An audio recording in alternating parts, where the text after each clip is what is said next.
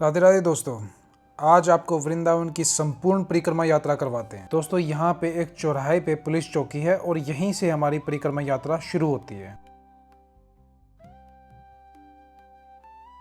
इसी मार्ग में कई धर्मशालाएं हैं जहां आप बहुत कम बजट में खाने की और रहने की व्यवस्था मिल जाएगी। दोस्तों, मैंने वीडियो इस तरीके से बनाई है कि परिक्रमा मार्ग में कुछ भी नहीं बचेगा। आप घर बैठे वृंदावन धाम के डेली दर्शन कर सकते हैं। ये यहाँ वाइट कलर की बिल्डिंग है जहाँ आपको नीचे शॉपिंग के लिए चीज़ें मिल जाएंगी और ऊपर अपार्टमेंट्स हैं। यहाँ लोग ऐसा बताते हैं कि इस पूरी बिल्डिंग में ज़्यादातर रशियंस रहते हैं और डेली परिक्रमा करते हैं। यहाँ से लेफ्ट टर्न लेते हैं और थोड़ा आगे चल के हम राइट टर्न लेते हैं। आगे चल के हमारे प्रेमानंद जी महाराज की राधा केली कुंज के दर्शन होंगे।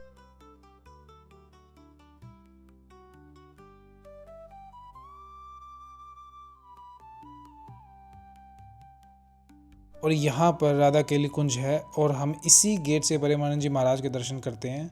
श्री राधा रानी के सबसे प्यारे भक्त और हमारे गुरुदेव प्रेमानंद जी महाराज यहीं रहते हैं। उनके दर्शन का तरीका ऑलरेडी यूट्यूब पे अवेलेबल है। तो चलिए हम अपनी वृंदावन परिक्रमा यात्रा को आगे कंटिन्यू करते हैं।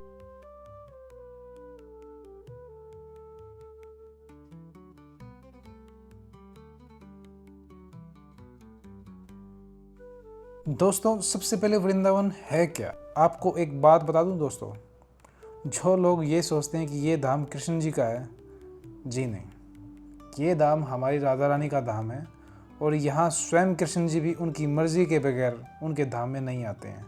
वो भी छुपते छुपाते राधा रानी की झलक पाने के लिए मौका ढूंढते हैं कि मैं भी वृंदावन में राधा रानी की एक झलक पा लूँ और दर्शन कर लूँ।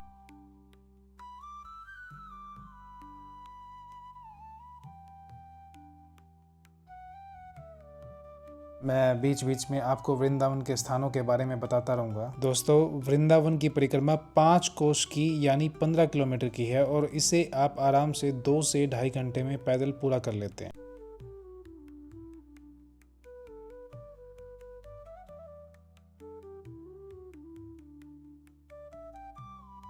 यहाँ ना कोई सर्दी देखता है ना गर्मी। यहाँ लोगों की भक्ति उनके सिर चढ़ के बोलती है और इसी वजह से लोग यहाँ दिन रात परिक्रमा करते रहते हैं।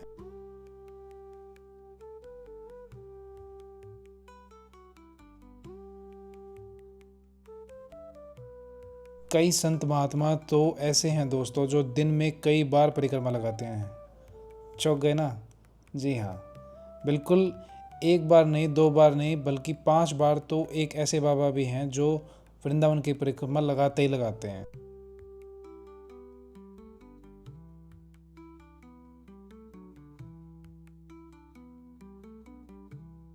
जो लोग पैदल चल नहीं सकते हैं वो बाइक स्कूटी का सहारा ले लेते हैं।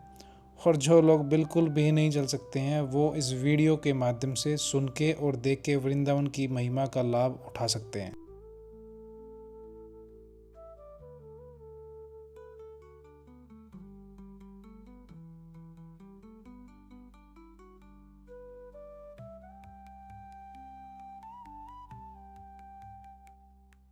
यहाँ कालिया नाग की लीला हुई थी और स्वयं श्री हरि हमारे श्री कृष्ण जी ने उसके सिर पर चढ़ के नृत्य करके उसका मोर बना दिया था।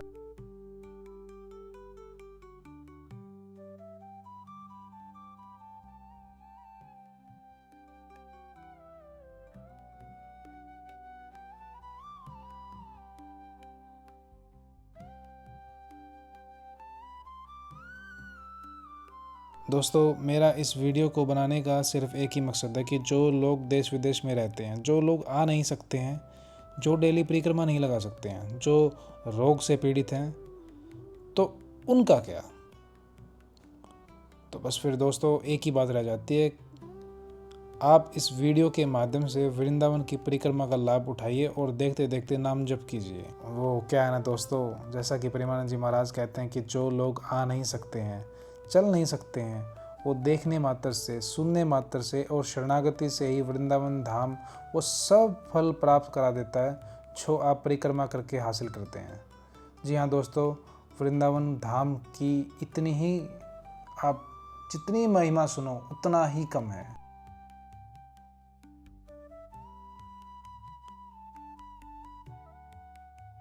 गर्मियों में यहाँ कुछ अलग ही गर्मी है, यहाँ कुछ टेम्परेचर ज़्यादा ही गर्म रहता है।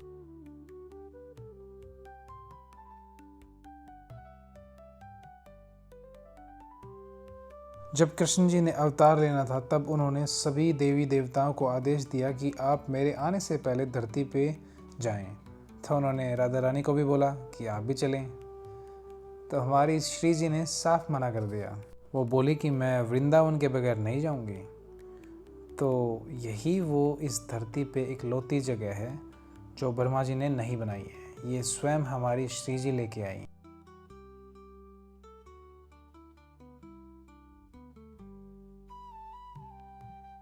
इसी रास्ते से हम बांके बिहारी मंदिर के दर्शन करने के लिए जाते हैं। वैसे तो बांके बिहारी मंदिर जाने के काफ़ी रास्ते हैं, लेकिन ये भी एक प्रमुख रास्तों में से एक है।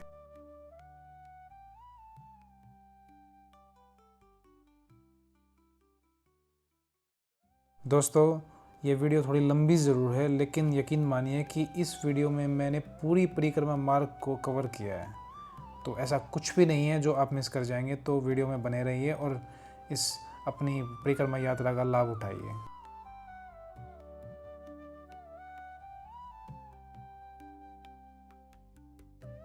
और ये लीजिए दोस्तों, हमारी यमुना जी महारानी जी आ गई हैं।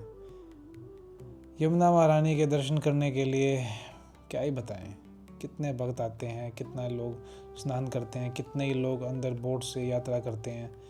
वो बोट से कुछ चार्ज लेते हैं बोट वाले, लेकिन आपको अंदर तक लेके जाएंगे और पूरी यात्रा का लाभ दिखाएंगे।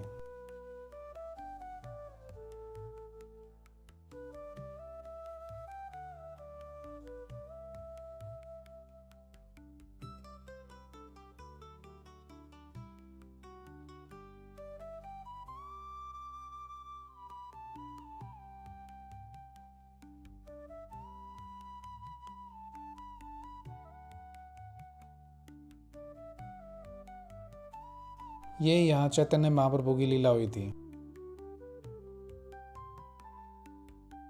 जो लोग आगे पैदल कंटिन्यू करना चाहते हैं वो लोग सीधे निकल जाते हैं, लेकिन जो लोग बाइक से आ रहे हैं वो आपको इन गलियों से ही ओल्ड वृंदावन के रास्ते होते हुए आपको आगे बढ़ना पड़ता है। आपने प्रयागराज तीर्थराज की कहानी सुनी है दोस्तों। प्रयागराज को तीर्थराज भी बोला जाता है क्योंकि वो तीर्थों में सबसे बड़े तीर्थ हैं। तो एक बार हुआ यूँ कि तीर्थराज प्रयागराज गए श्री कृष्ण जी के पास और बोले कि प्रभु, मुझे ना वृंदावन से बहुत शिकायत है। मेरे पास सभी तीर्थ आते हैं अपने पाप धोने के लिए, लेकिन वृंदावन नहीं आता। तब श्री कृष्ण जी बोले कि तीर्थराज, मैंने तुम्हें तीर्थों का राजा बनाया है, अपने घर का नहीं। तब प्रयागराज को अकल आई और वो स्वयं वृंदावन के दर्शन करने के लिए स्वयं चल के आते हैं।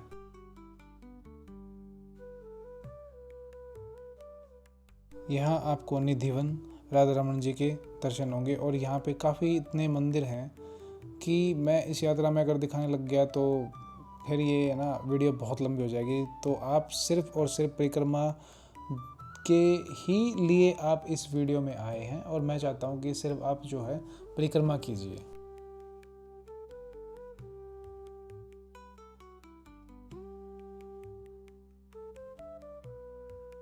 आपको ये भीड़ी गलियाँ, ये पुराने घर देख के ऐसा लग रहा होगा कि यहाँ पे कोई रहता भी होगा, लेकिन ये सच नहीं है दोस्तों। यहाँ पे आप अंदर जाओगे ना तो यहाँ पे आपको फॉरेनर रहते हुए नजर आएंगे। ये लीजिए दोस्तों, अभी आप जो दर्शन कर रहे हैं ये निधिवन के दर्शन कर रहे हैं। कहते हैं रात को यहाँ पे कोई नहीं जाता है क्योंकि यहाँ पे रास होता है। अब ये रास वाली स्टोरी मुझे समझ नहीं आती है क्योंकि मुझे पता नहीं है, लेकिन अपनी एक कहानी का एक अपना महत्व होता है और उसकी गरिमा रखना भी हमारा ही काम है। तो मैं ये चाहूँगा कि आप लोग सिर्फ इसके दर्शन कीजिए और इसको प्रणाम कीजिए क्योंकि निधिवन की अपनी एक महिमा है। सेफ्टी के लिए जाली लगाई हुई है क्योंकि यहाँ पे बंदरों का आतंक कुछ ज़्यादा ही है। वो आपका फ़ोन ले जाएंगे, चश्मा ले जाएंगे और फिर एक बार वो ले गए ना, बाय गॉड, तो आपके पसीने छूट जाएंगे वो चीज़ वापस लेने में।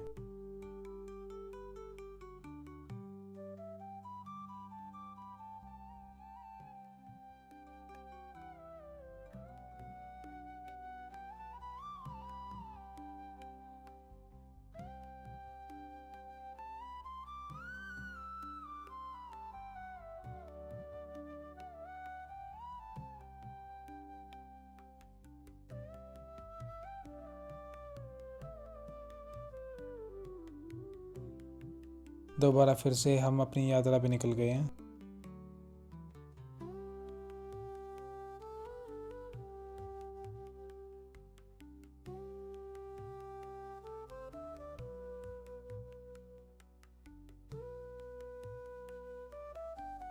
तो आगे जो आप मंदिर देख रहे हो ना, ये राधा रमन जी का मंदिर है। मैंने आगे कंटिन्यू नहीं किया है क्योंकि बाइक वाले भैया ने बोला कि भैया अगर यहाँ पे है ना आप अंदर जाओगे तो आपको बहुत टाइम लग जाएगा। मेरा मन तो था कि मैं दिखाऊं, लेकिन मैंने फिर से अपनी परिक्रमा यात्रा को आगे कंटिन्यू किया। ये पुराने घर जो दिख रहे हैं ना दोस्तों, आपको यहाँ आने के बाद ऐसा लगेगा कि आपको समझ ही नहीं आएगा कि श्री कृष्ण और राधा रानी यहीं रहते हैं। मतलब वो फीलिंग कुछ हो रहा है, मैं बयां नहीं कर सकता उस चीज़ को। मतलब देखने में लगेगा कि एक नॉर्मल गांव ही है जो आप अपने आस पड़ोस में एक या कहीं आपने गांव वगैरह देखा होगा, लेकिन ये कुछ गांव नहीं है। ये राधा रानी का निज लोक है। यहाँ पे श्री कृष्ण जी भी जो है उनकी मर्जी के बगैर नहीं भटक सकते। वो भी ये सोचते हैं कि बस आज किसी तरीके से राधा रानी के दर्शन हो जाएं।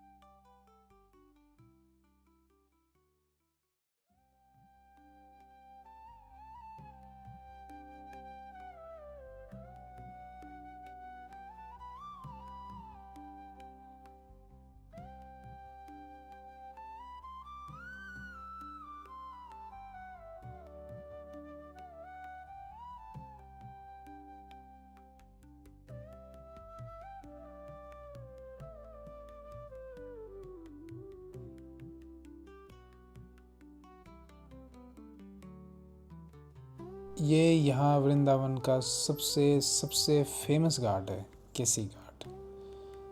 अगर आप किसी को भी बोल दोगे ना कि मुझे केसी घाट पे लेके जाना, तो ये वो जगह है जहाँ आपको इतने मतलब भक्त दिखाई देंगे, इतनी जगह दिखाई देंगी यहाँ पे।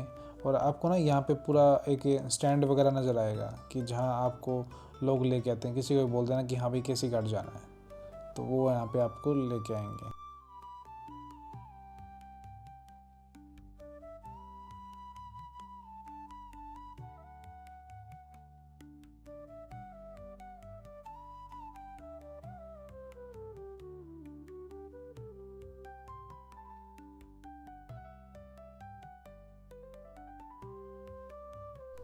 सरकार से ना मेरी एक ही दरख्वास्त है, अगर ये वीडियो उन तक पहुंच जाए किसी तरीके से भी, या जो कोई भी वृंदावन की परिक्रमा का कोई भी अधिकारी इस वीडियो को अगर देख रहा होगा ना, तो उस सरकार से ना सिर्फ मेरा एक ही अनुरोध है कि ना आप थोड़ा सा ना इसको, मैं ये नहीं कहूँगा कि आप डेवलप करो, क्योंकि डेवलप करने का अधिकार तो देखो वृंदावन में किसी को भी नहीं है। जो पुराना वृंदावन है वो एक अलग चीज़ है, लेकिन साफ़ सफाई होनी चाहिए बस। ये एक बहुत है ना, मतलब आप जब जाते हो ना आपको एक फील होता है कहीं कहीं जगह इतनी अच्छी हैं।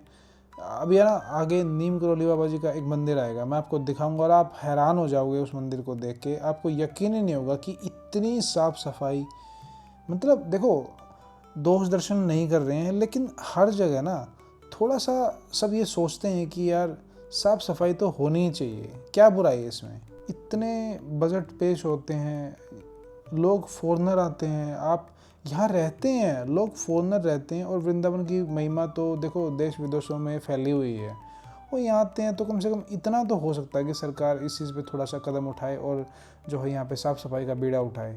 वो तो आप कर ही सकते हैं।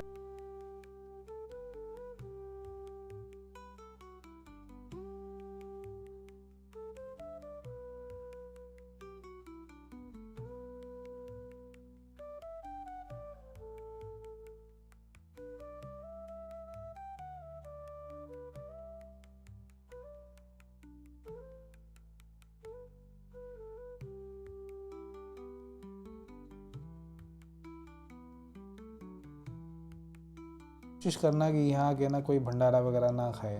जो भी बीच में प्रसादी ग्रहण वगैरह के लिए बोलते हैं, वो देखो वो अपना काम कर रहे हैं, लेकिन आपका फ़र्ज़ ये बनता है कि आप ना खाएं, वो एक अलग चीज़ है।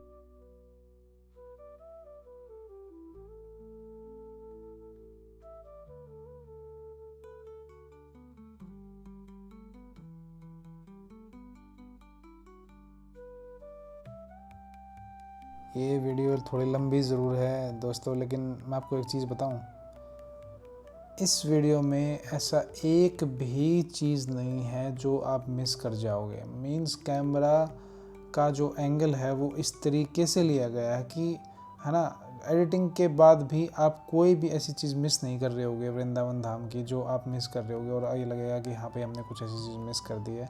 मैंने बहुत कोशिश की है कि आप लोगों तक पूरी की पूरी परिक्रमा का जो मार्ग है वो आपको पूरा का पूरा दिखाया जाए और आप देखने मात्र से भी जो है वो सारा लाभ उठा सकते हैं, जो कि आप दर्शन करने के बाद या परिक्रमा लगाने के बाद आप उठा सकते हैं।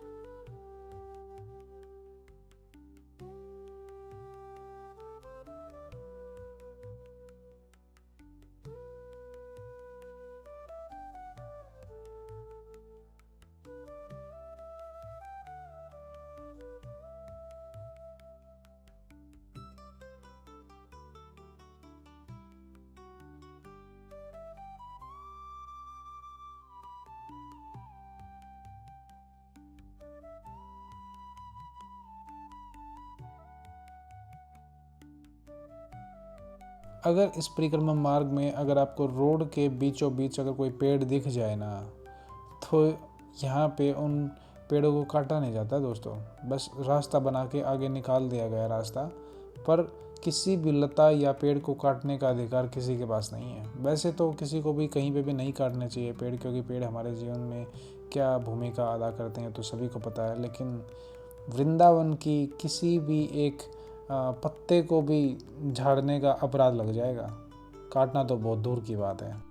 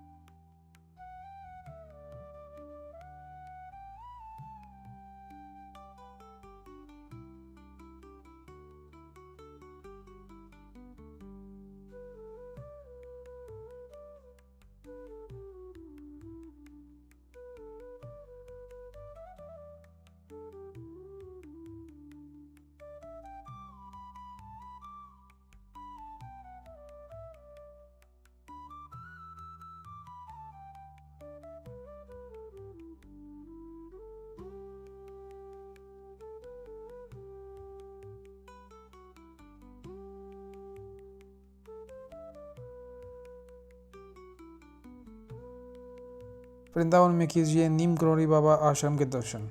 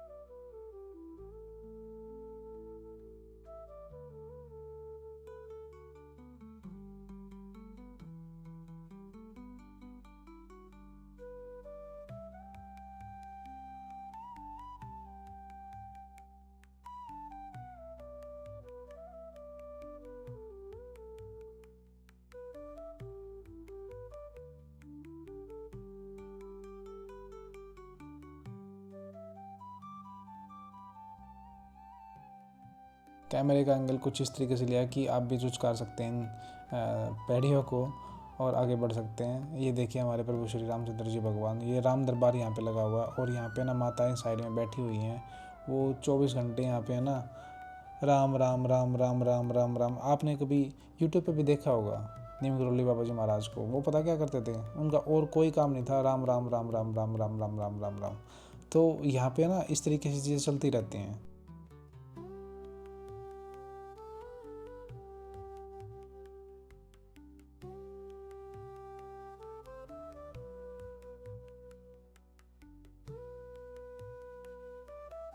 फिर एक बात आती है दोस्तों कि ना मंदिरों में आप कहीं जाते हैं तो वो मना कर देते हैं कि आप ना यहाँ पे फ़ोटोग्राफी वीडियोग्राफी मत कीजिए। ये चीज़ मुझे थोड़ा सा ना अजीब लगती है, क्योंकि अब देखो आप इन चीज़ों को देखोगे तो और ज़्यादा भगत आएंगे, उनकी और आस्था बढ़ेगी। ये अपने आप में ना एक अलग है, एक प्रचार प्रसार है। जो एक भैया थे यहाँ पे ब्रजवासी थे, मैंने उनसे भी ये बात पूछी, मगर मुझे एक चीज़ बता दोस्त कि ना अगर ये चीज़ें दिखाई जाएंगी तो उसमें हर्ज क्या है, उसमें बुराई क्या है, समझ मतलब ये चीज़ ना थोड़ा सा समझ से परे की चीज़ें हैं। ये देखिए दोस्तों, ये है ना समाधि स्थल है, नैनीताल जाते हैं लोग नीम करोली बाबा जी के दर्शन करने के लिए, वो वहाँ पे रहे थे। लेकिन बहुत से लोग ये नहीं जानते हैं कि नीम करोली बाबा जी महाराज ने वृंदावन में ही आके अपना देह त्याग किया था, यहीं उन्होंने समाधि ली थी। और ये नीम करोली बाबा जी महाराज के सबसे मतलब इतने हंसमुख चेहरे हैं ना, आपको इनसे प्यार ही हो जाएगा वहाँ पे जाने के बाद।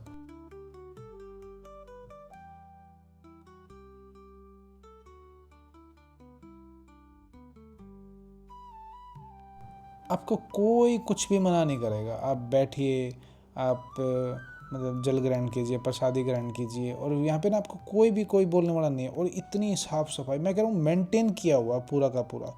मैं वही चीज़ है ना, ये देख के मैं भी थोड़ी देर पहले वीडियो में बोल रहा था कि ना आप सरकार अगर इस तरीके से भी मेंटेन करे ना तो इसमें आपकी वाहवाही है, किसी और की नहीं है।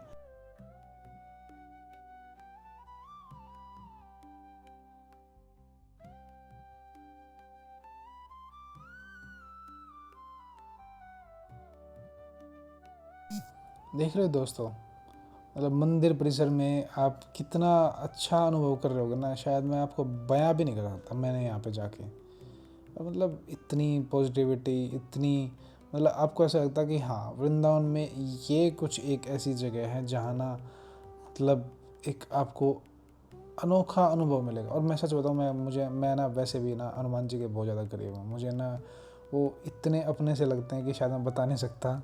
वैसे मैं राधा रानी का बहुत मतलब शरणागति उन्हीं की है, लेकिन बजरंग बली से ना सिर्फ एक ही चीज़ मांगता हूँ कि प्रभु जैसे आपकी शरणागति है ना श्री रामचंद्र जी के चरणों में, ऐसी कुछ शरणागति हमारी भी राधा रानी जी के चरणों में हो जाए। तो इसके बाद फिर हम जो है अपनी आगे की परिक्रमा मार्ग की जो यात्रा है वो आगे बढ़ जाते हैं।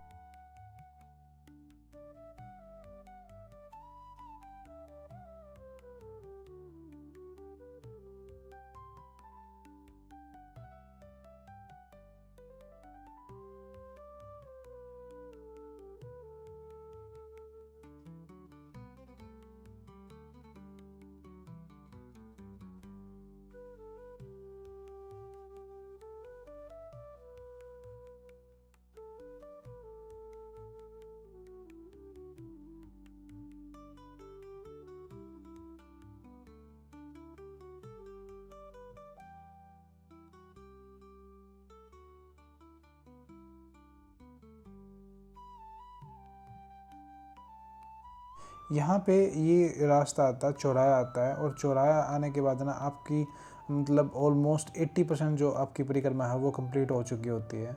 आप इसी रास्ते से आगे जाते हो। यहाँ सर्दी गर्मी से किसी को मतलब नहीं है, यहाँ सिर्फ अपनी परिक्रमा से मतलब है। और उस परिक्रमा का तो कुछ और ही फल मिल सकता है दोस्तों, जो इतना मतलब मैं कहूँगा कि इतनी गर्मी में भी जो भक्त परवाह नहीं कर रहे हैं, तो वो एक अलग ही चीज़ है। सर्दी भी ऐसे ही है, एक्सट्रीम है, और गर्मी भी इतनी एक्सट्रीम है।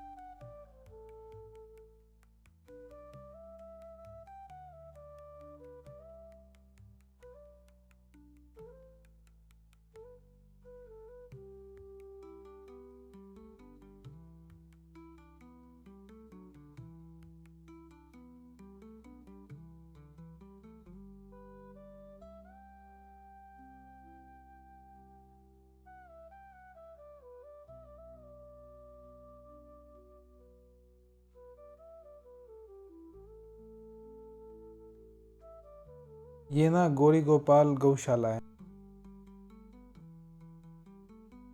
ये जो थोड़ा सा रास्ता आपने देखा ना, यहाँ पे बताते हैं कि पहले ना रेल की पटरियाँ थी, और यहाँ पे ना रेल चलती थी पहले, वृंदावन से होके जाती थी रेल।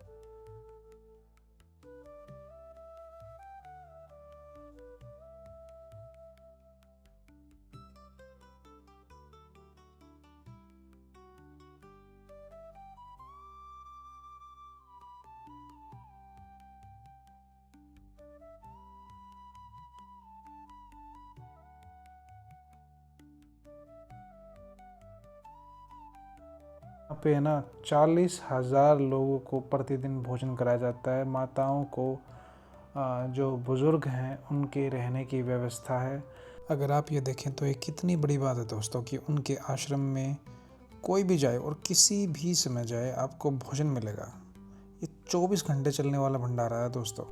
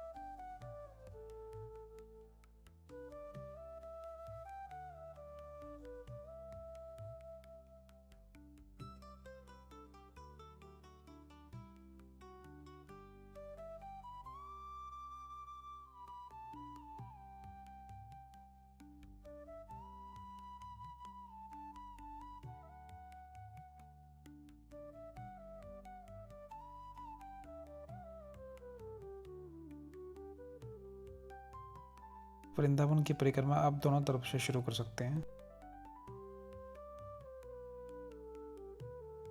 हमने इसी पुलिस चौकी से अपनी परिक्रमा यात्रा शुरू की थी और हम यहीं आके अपनी परिक्रमा यात्रा पूरी करते हैं। तो बोलो श्री राधे राधे।